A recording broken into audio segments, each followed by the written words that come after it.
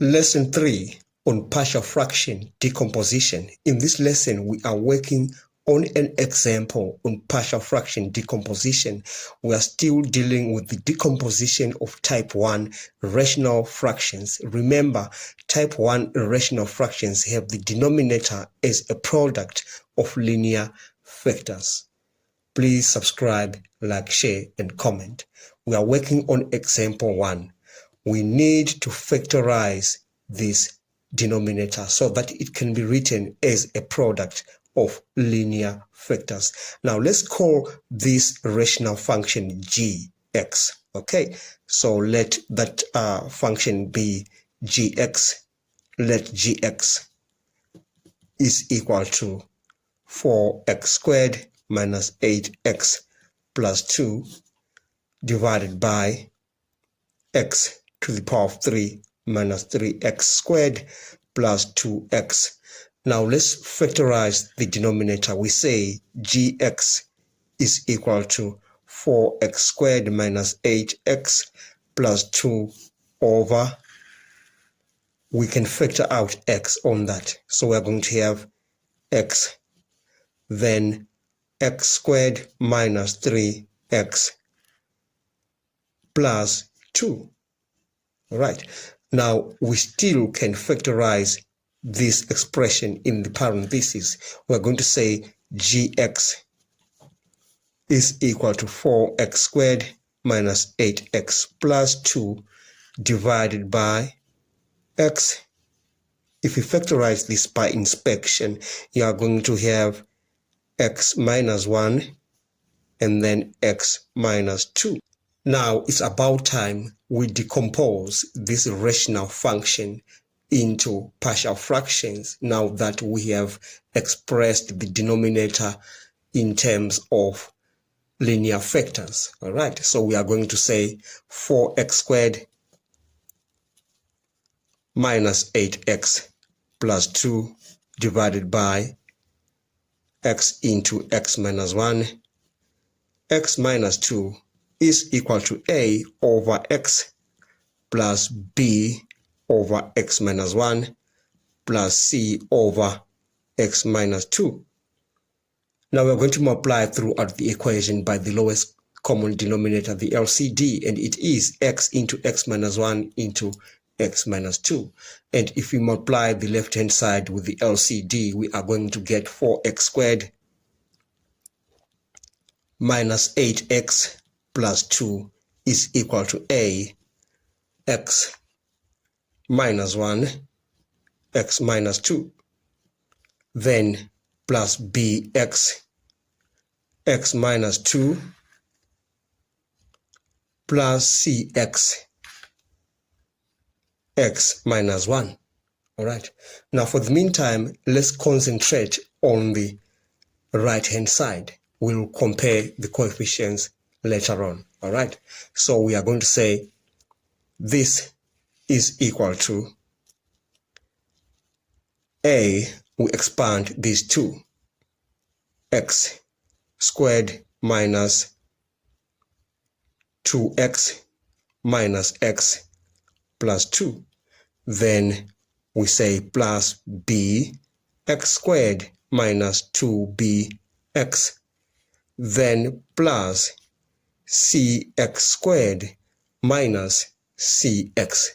All right, now we can just simplify what is in these brackets. We are going to say this is equal to a x squared minus 3x plus 2 plus b x squared minus 2bx plus cx squared minus cx. All right, now we are going to expand what we have there.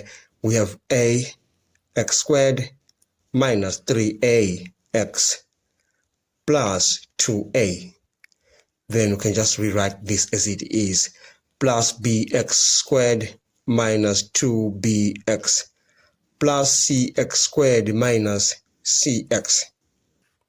Now it's time for us now to group the like terms. Let's start by grouping those with the x squared, those coefficients of x squared. So we're going to take this one, we say a, we take that plus b, and we take that plus c x squared. And this is negative, the one for x, negative 3a, just put a negative outside, then we say 3a, then plus 2b, and then plus c. And we have one constant term. These are gone, that's gone, that's gone. We remain with the constant term, and that is 2a. All right. Now we are going to equate these coefficients of x squared and coefficient of x. All right. This coefficient of x, we are going to equate them to the coefficients on the left-hand side. All right. Now, as you can realize, on the left-hand side, we've got 4 as a coefficient of x squared. So we're going to say a plus b plus c is equal to 4. Then we are going to say a plus b plus c is equal to 4. And we say minus 3, there's a negative out here, and there's a negative there. All right, so this negative and that negative, they cancel out. So I'm going to say 3a plus 2b plus c is equal to 8. So 3a plus 2b plus c is equal to 8. All right, and then the constant term 2a is equivalent to the other constant term on the left-hand side, that is 2. All right, so we are going to say 2a is equal to 2. If we divide both sides of this equation, we are going to get a is equal to 1. So we have found a. Now we can take now a into this equation and into that equation. All right, so we're going to have 1 plus b plus c is equal to 4. And then we take this one to the other side. We have b plus c. It becomes negative. So 4 minus 1, we get 3. So let's call this equation number 1. And then we are going to take this value of a into this other equation. We are going to have 3 plus 2b plus c is equal to 8. And then we say 2b plus c is equal to, when this 3 goes over, it becomes negative. So we have 8 minus 3. So we have 5 on this other side. And let's call it equation number 2. Now we've got a pair of simultaneous equations. We can solve this by the method of elimination. Now we can eliminate c. To eliminate c, we are going to say equation number 2 minus equation number 1. Then we are going to say 2b minus b, we get b. C minus c, we get 0. 5 minus 3, we get 2.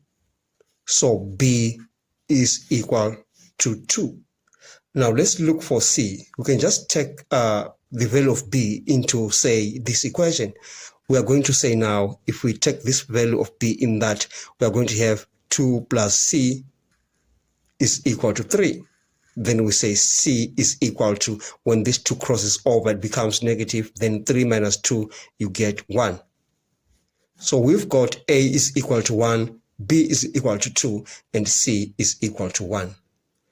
Now, if I'm to take you back to the original expression, you realize that we have such a result, and we found the value of a, and we found the value of b and the value of c. And you remember we called this a rational function gx. Therefore, we are going to say gx is equal to 1 over x, that is a, plus b is 2 over x minus 1, plus c is 1 over x minus 2. we've come to the end of this lesson. Thanks for watching. Please subscribe, like, share, and comment. Enjoy your day.